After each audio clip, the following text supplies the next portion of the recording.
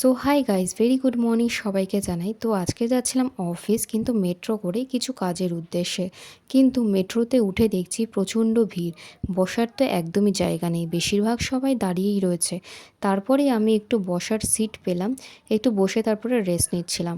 তারপরে চলে আসলো আমাদের গন্তব্যস্থল টালিগঞ্জ। টালিগঞ্জ মেট্রো স্টেশন থেকে নেমে চলে গেলাম আমাদের নিজেদের কাজের উদ্দেশ্যে, বেরিয়ে গেলাম।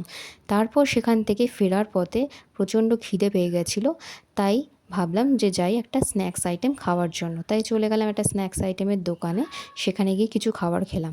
তারপর চলে গেলাম গড়িয়াহাটে। খুব সুন্দর সুন্দর শাড়ির কালেকশান রয়েছে এখানে, খুব সুন্দর সুন্দর জামা কাপড়ের কালেকশান, তাই দেখলাম। যাক, ভালোই লাগলো, খুব সুন্দর সুন্দর এখানে কালেকশান রয়েছে সব। এখানে বাচ্চা বড় সবার নানা রকমের সব কালেকশান তোমরা পেয়ে যাবে।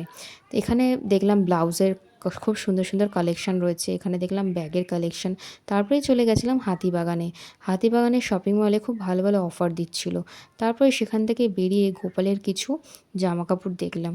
এবং তোমরা এখানে আসলে পেয়ে যাবে গোপাল ঠাকুরের, লক্ষ্মী ঠাকুরের খুব সুন্দর সুন্দর জামা কাপড়ের কালেকশন, নিজেদের মনের মতো খুব সুন্দর সুন্দর সব একটা কালেকশন।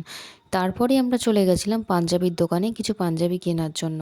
তারপরে সেখান থেকে চলে গেলাম বাড়ি, কিন্তু প্রচণ্ড খিদে পেয়ে গেছিলো, অনেকটা দেরি হয়ে গেছে। তার আগে গেলাম একটা রেস্টুরেন্টে খাওয়ার জন্য, অমৃতসরি চিকেন, লাচ্ছা পরোটা আর বাটার নান। খেতে খুবই টেস্টি ছিল। তারপর জমিয়ে খাওয়ার পরে চলে গেলাম সেখান থেকে বাড়ি যাওয়ার পথে।